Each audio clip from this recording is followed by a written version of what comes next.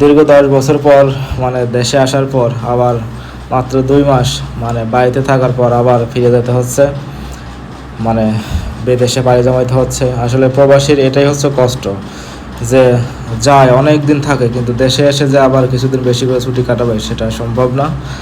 কারণ দীর্ঘ 10 বছর পর মানে কাকা দেশে আসছে, এরকম একটা ভিডিও দিছিলাম, সবাই আপনারা দেখছেন, খুব সাড়াও দিয়েছেন।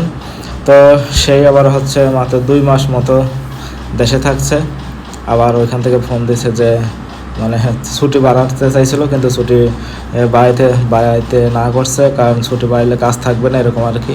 কারণ যেহেতু ছুটি দিয়েছে 2 মাস, 2 মাসের বেশি যদি আবার বেশি ছুটি নেয় তাহলে ওইখানে আবার নতুন লোক নিয়ে নেবে, যে কোনো চলে যাইতে হচ্ছে।